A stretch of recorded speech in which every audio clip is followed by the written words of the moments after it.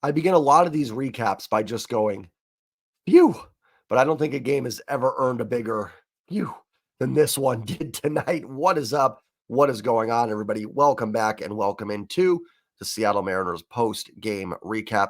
Mariners defeat the Oakland Athletics tonight 4-3. They improved to 35-27 on the season. And most importantly, they extend their American League West lead to 5.5 games over Texas. Before I dive into this one, do me a favor, smash the like button. It helps tremendously. Let me get all that stuff up there. Hit subscribe if you're new here or you're just lurking, and comment, leave your thoughts on the game down below. Thank you to everybody that's subbed, new and old. Appreciate everybody's support. And we're on this ride together, and it looks like it's going to be a fun one. There's going to be some heart attack moments.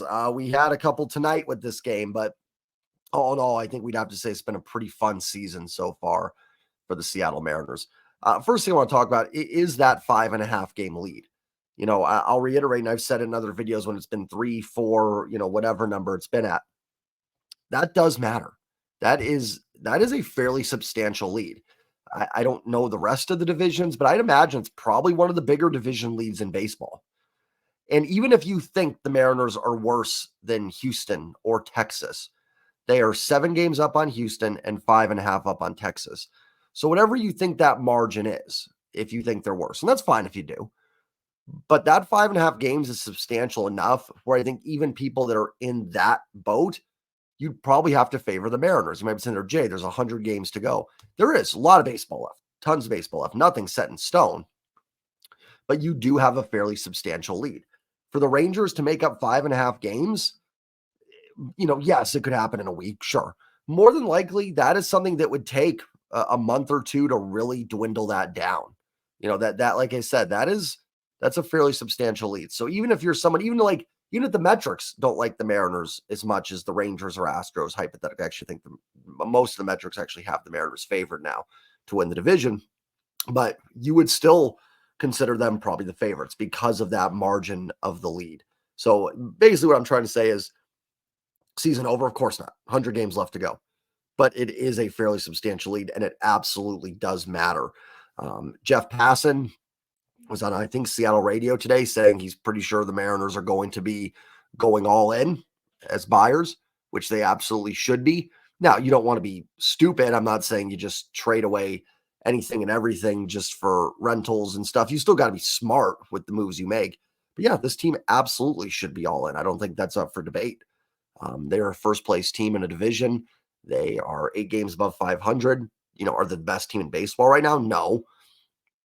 But there is potential to be in that tier, in my opinion. So yeah, absolutely, this team should be buying, and maybe sooner rather than later. We'll see what happens with some of these injuries. Let's talk about the Andres Munoz injury real quick. In the 9th inning, he went to go cover home plate on a wild pitch. Looked like he rolled his ankle initially, but it turns out it was a lower back injury. I was DMing with Mariner Sir, and he was saying that he noticed, I forgot who he was facing, but after a pitch, maybe it was the first one to Blade, that he looked, kind of held his back like it was a little tight. And so he thought maybe that was an issue. And then on the slide home, it just sort of, everything comes together with the injury. So Scott said they'll do an MRI tomorrow. Listen, if it's going to be a few days, fine. Again, that 5.5 game lead comes into play there, right? I'm not saying the Mariners would just automatically lose because they don't have Munoz, but if it's a few games, even if it's like a quick IL stint and it's a couple weeks, I think you're okay. If it's anything longer than that, which I don't expect it to be, Scott didn't sound super worried in the post game. I mean, obviously, until you know the results of the MRI, you can't really speculate too much. But if it's anything more than that, again, you're going to have to make a move. I mean, this bullpen has just gotten decimated by injuries. We already know Matt Brash is out for the year. Gregory Santos was throwing from the mound in Oakland before the game, so that's a good sign. Maybe that July target could actually happen. But again, we're kind of at the point where I'm not counting Santos out, but until I see him on the mound, I'm not really going to get too excited about it until I see the words he's been activated and he's pitching. So it's a bullpen that's depleted. You're relying now on Trent Thornton, Taylor Saucedo, and Ryan Stanek to be your big three. Gabe Spire's on the IL as well, I forgot. Gabe Spires on the injured list. So you are down to, and nothing against Thornton, Stanek, or Sauce. They've all been pretty decent, but you don't have, if you lose Munoz for any substantial length of time, you've got a lot of decent relievers, but you don't have a lot of just high leverage arms. And that's not taking away from those guys. I'm not saying they're incapable of getting outs in high leverage spots, but Munoz is a guy that can get out of bases loaded, nobody out. Right? Like Santos is that way. Brash is that way. Those are those type of guys. Sauce, Thornton, and Stanek are guys that can certainly get out of situations, but you're biting your nails if they're coming in bases loaded, nobody out. I mean, I guess you're biting your nails with anybody, but I think you guys know what I'm getting at. They're fine, but now they're the anchors of this bullpen. So we'll see what ends up happening. Hopefully it's just some rest, some treatment, and Munoz maybe misses the rest of the series. I assume he's going to be down tomorrow anyways. So hopefully you can maybe get him back for Kansas City and it's fine. And it's just a precautionary thing. If it's like 2 weeks and that's it, fine. You can probably survive that. If it's anything longer, again, I doubt it. But if it is, then you're in trouble. Now, this team should be looking for a reliever anyway. So for everybody going, should this team target one? They should be doing it with Munoz healthy. And I'm assuming they are. But here's the thing. And I've said it in other videos, and I promise we will talk about the actual game. Teams know the Mariners are probably desperate for a reliever. So they're calling and asking again, like I said, they're asking for $3 for their dollar. And this is, again, where that lead for the Mariners does give them some wiggle room. They don't have to do it today. They can wait a couple weeks. And I get people going, Jay, that could be too late. You don't know what's going to happen. Of course, right? Like, if there's a move to be made now, do it. And I would be very shocked if Jerry and Justin are not on the phones with teams. They know they need a reliever. If we know they need a reliever, they know they need a reliever. So there's no question mark there. But if they were 3 games out of the division, yeah, you're probably paying a little bit extra going, fine, we need it. Take it. We have to have this bullpen guy. We can't afford to drop any more games. And again, I'm not claiming to be complacent at 5.5 games up, but it just affords you a little time to be like, yeah, we'll wait you out a couple weeks. Now, there's going to come a point when they're going to have to make the move, but it does buy them a little bit of time. And it gives them the luxury of being careful with Munoz a little bit too. Maybe they think he's, maybe it's like, listen, we think he's 80% and he's going to be fine tomorrow. But it might just be smart to hold him out for a few days. Let him get it back 100% before you put him back in there. And that's what these kind of leads do. They just give you that little bit of wiggle room to do those type of things. So obviously hope Munoz is okay. It would be devastating if they lost him for any substantial length of time. If it's just a little bit, I think they can survive, but it'll still hurt even in short term, but you can survive it. Long term, no. Mariners get the win though. Let's talk about that. Tremendous game from, I lost my train of thought there. Tremendous win, and that's what I was how about Taylor Saucedo coming in and getting that last out? Not having really warmed up. He warmed up a little bit in the 8th, walks J.J. Bleday, but gets Brent Rooker. I was nervous during that at-bat. Woo! Sauce versus Rooker just seems like a really tough matchup. But Sauce, man, he didn't give in. I will give him that. With Bleday and with Rooker, he did not give in to either one of them. He was willing to load the bases up if that's what it took. I think Langoliers was on deck to get through it. So credit to Sauce and coming into that spot. Not an easy spot to come into. You're coming into an at-bat that's already had progress in it with the one, but it was 1-0, but still that's got to, as a pitcher coming in, that's got to affect you a little bit mentally, I would think. So fantastic job by Taylor Saucedo. Offense was good early. Would have been really nice to add on another run or two. But again, it does look better. And again, only 7 strikeouts. I mean, it feels like 4 or 5 games in a row where they haven't had double-digit strikeouts. Is it Brant Brown? More than likely, you're just facing worse opponents. And that's not a knock on the Mariners either. That's, again, you get better against worse opponents. But the approach does seem a little better. They do seem a little more comfortable at the plate. Now, again, that's could be a chicken and egg thing. Do they look more comfortable because they've just played better? So, of course, they're going to look more comfortable. Or do they truly look more comfortable? Like, had they scored 0 runs the last 3 days, would I be saying they look more comfortable? I don't know. You know what I mean? So, who knows? Bottom line is the offense has been better the last few games here. Worse opponent or not, who cares, right? Like, you got to win you got to beat the team that's in front of you. And that team today was the Oakland A's. Are the Oakland A's good? No, they're much improved from last year, but still not a very good team. And the Mariners got a dub. So I'm not going to break it down too much. Again, would have been nice to add on a run or two later. But for the most part, the at-bats do look improved. Pitching-wise, George Kirby gets the W, his fifth. He goes 5 innings, 6 hits, 2 runs, 2 earned, 1 walk, and 9 strikeouts. I thought Kirby looked really sharp. Again, doing a nice job. I thought he hit the corners better today than just, I thought we're seeing more quality strikes. I thought we saw that in Houston against Houston his last time out and here against Oakland today, where he's willing to throw a few balls outside the zone to see if he'll get a chase or a borderline call, or maybe just to move the hitter's line of sight a little bit. Kirby is such a great strike thrower, and you never want to take that away because that's arguably his biggest strength. But we've talked about how there are moments where it seems like Kirby is just so in the strike zone. Everything is like in the zone that you'd like to see him nibble a little bit more. And it's a double-edged sword, right? Because that's part of what makes George Kirby amazing. But I think that's what leads to some of those outings where he gets hit a little bit harder. He's just so in the strike zone. He was still in the strike zone today, only walked 1. And I think it was Seth Brown, and Brown seemed legitimately shocked that Kirby walked the batter. But I thought Kirby was phenomenal. The pitch count got driven up. I thought the A's just fouled off a lot of pitches. The A's had some really good pesky at-bats tonight. I will give them credit. I thought they really, I don't know if they put a ton of good swings on balls, but man, they were pesky. They spit on some good pitches, drew some walks, had some solid base hits, and just wouldn't die. So I think the A's deserve credit for that too. Otherwise, I think Kirby would have gone 6. He does come out for the 6th inning, gives up the base hit to Bleday. Rooker hits 110 off the bat. Luke Raley should have caught it. It was in his glove. Anytime a ball's in your glove, you should catch it. I do certainly understand the way that ball was hit, making it a tough catch. Still need to catch it, but I understand Rooker getting a double for that in that situation. That was the end of the night for George Kirby. And again, if the A's didn't foul off so many pitches, I think it would have been an easy 6 for George with 1 or 2 earned runs. Great outing. I thought Kirby looked really good. It would have been nice to go deeper in the game, but I think the A's deserve some credit for that as well.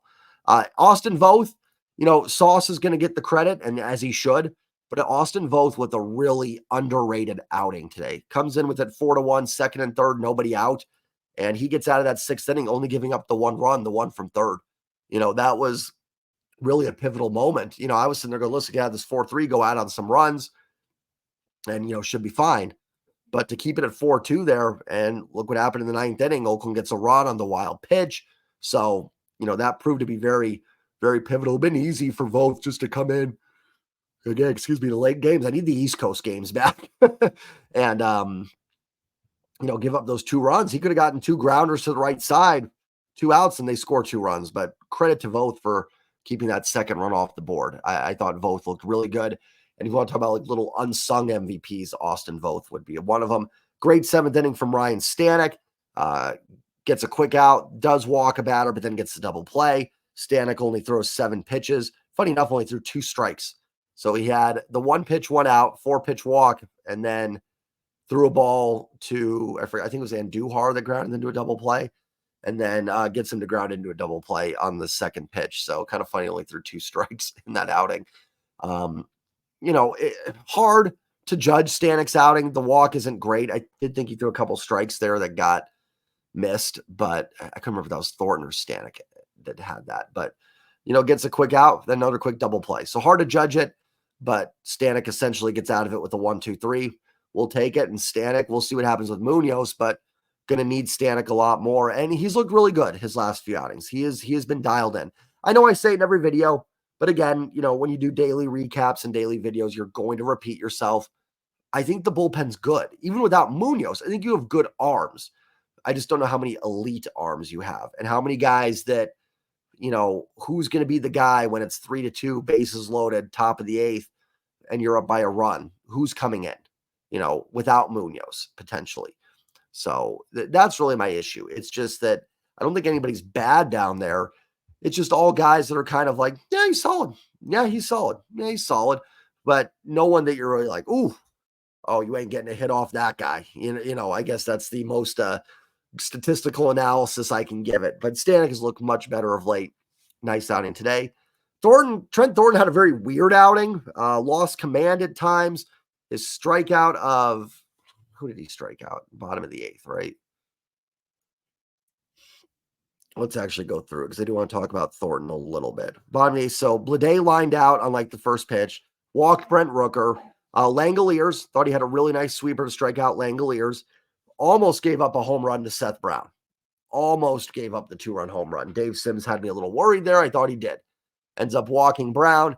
And then it was J.D. Davis popped up to Dylan Moore in foul territory to get out of it. So Thornton, first of all, I thought it was kind of weird because Saucedo was warming up and Seth Brown comes up. And I was a little surprised he didn't go to Saucedo in that spot. Now, I guess it ends up working out because he kind of needed Sauce in that 9th inning. But I thought it was a little odd. And it's not like the A's had Brent Rooker on the bench where like, well, they're just going to pinch hit. On their bench is Daz Cameron, and I think maybe the best right-handed bat on their bench was Aledmus Diaz.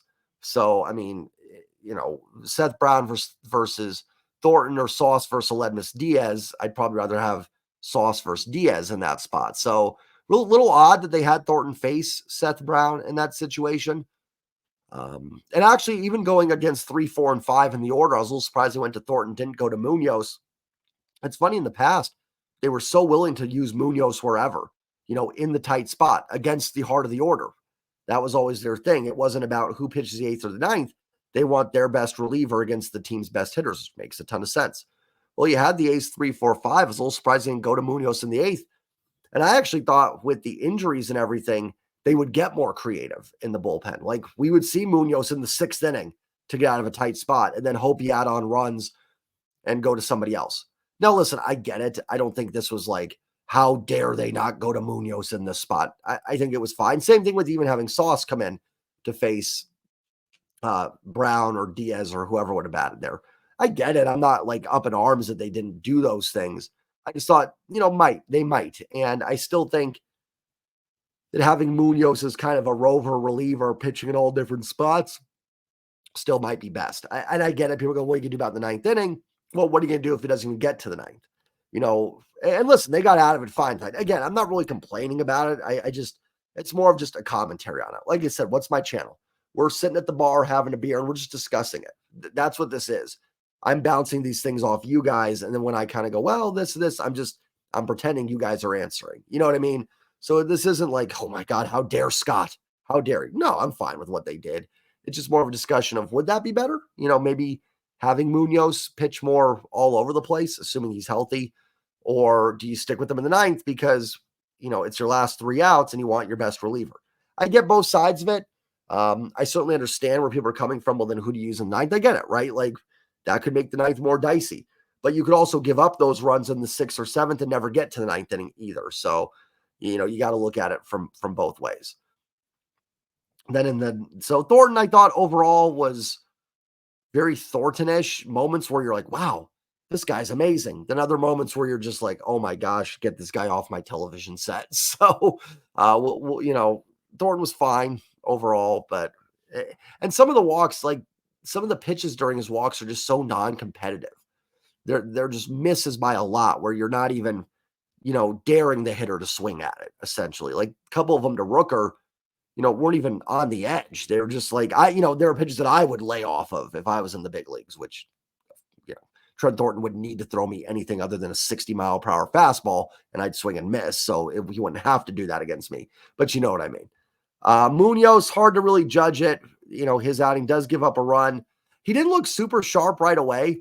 And they've mentioned that this back thing is something that they've dealt with, for a while now, for a couple weeks, which in some regards you could say good because he's already dealing with this. So he knows how to pitch through it, but also like bad because he's been dealing with a back injury for a couple of weeks now.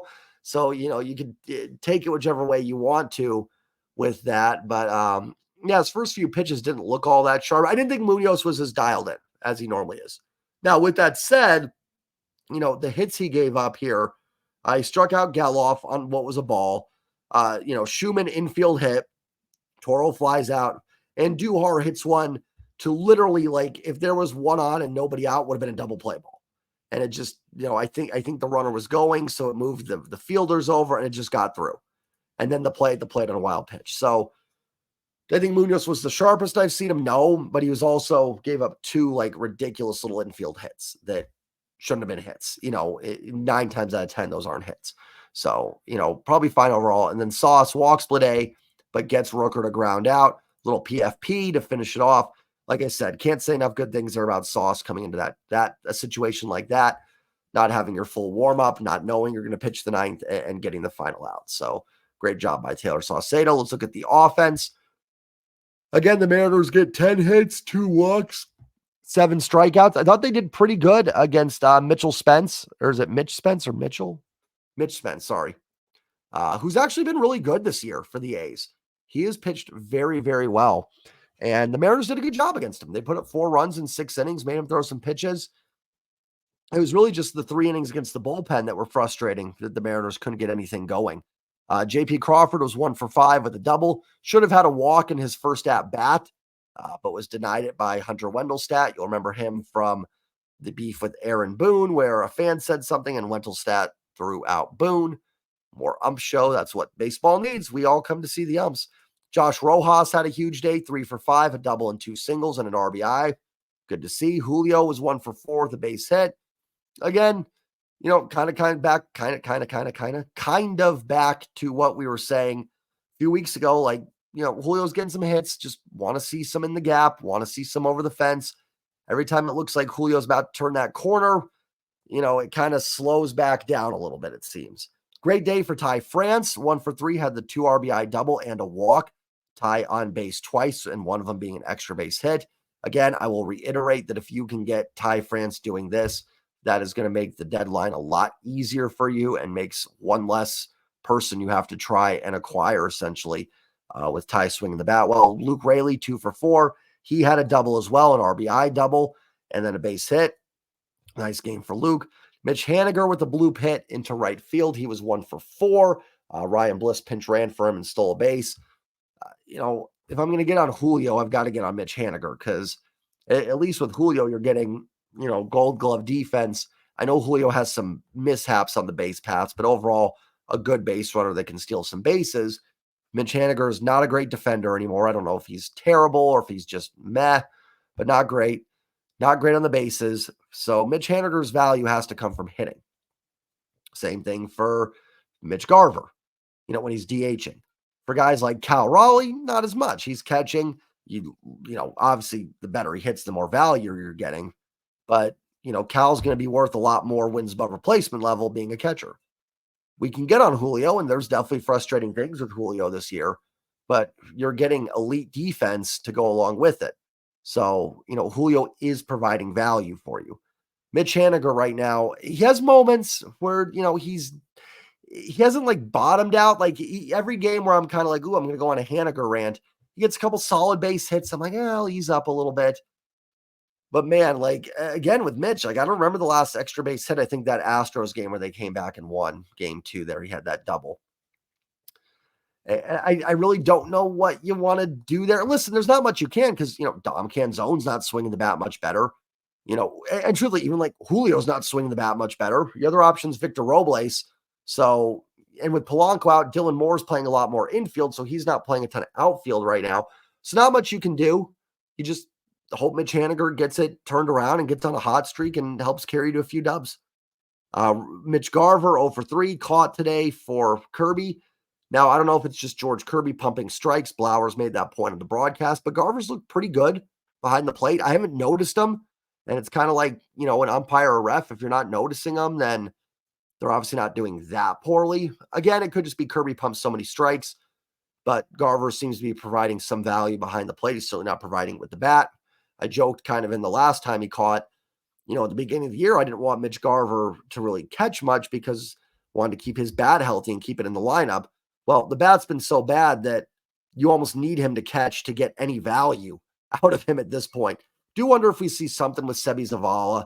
I mean, if Mitch Garver's good enough to catch once every few days, then I don't know what you're doing with Sebi on the active roster.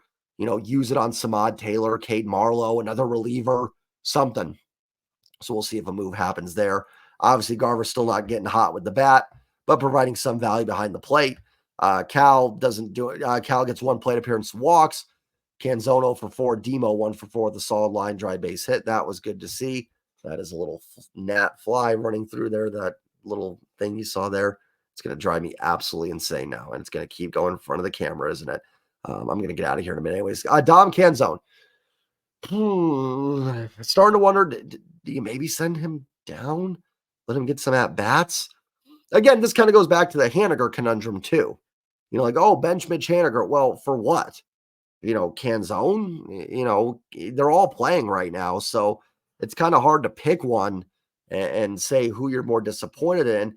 Canzone's kind of weird because he'll just run into a home run and he'll boost those numbers up, just like that real quick. But man, when he's not on, he is frustrating to watch. To see him swing over the top of breaking balls and just really look like he doesn't have a clue against them. And again, kind of the same with Canzone, just not a great defender, not great on the bases. So if he's not swinging the bat, well, he's just not getting a ton of value. And, you could bring up someone like Cade Marlowe, who isn't swinging the bat tremendously well either, but you're going to get good speed on the bases and you're going to get good defense. So, you're going to get more value probably out of him. I'm just speculating again. I don't know. Again, Canzone's had a few enough at bats where if he goes 3 for 3 tomorrow, what's his OPS right now? 641 is probably 765. You know what I mean? So we're still dealing because of the injury. Canzone had a pretty small sample size, but interesting to see what the team decides to do there. And you have Victor Robles on the roster as well. That is it. The Mariners get a huge win, 5.5 game lead on the American League West. You got to feel pretty good right now if you're a Mariners fan. I think it's another season high watermark, 8 games over 500. Hopefully Munoz is okay. That's probably the biggest issue in this game. But other than that, another successful win for the Seattle Mariners. And they continue to roll. Like I said, Jeff Passan mentioned today that they should be buyers at the deadline, and they absolutely should be. Again, I'm not saying you go crazy and just trade away whatever for whatever, but, you still got to be careful.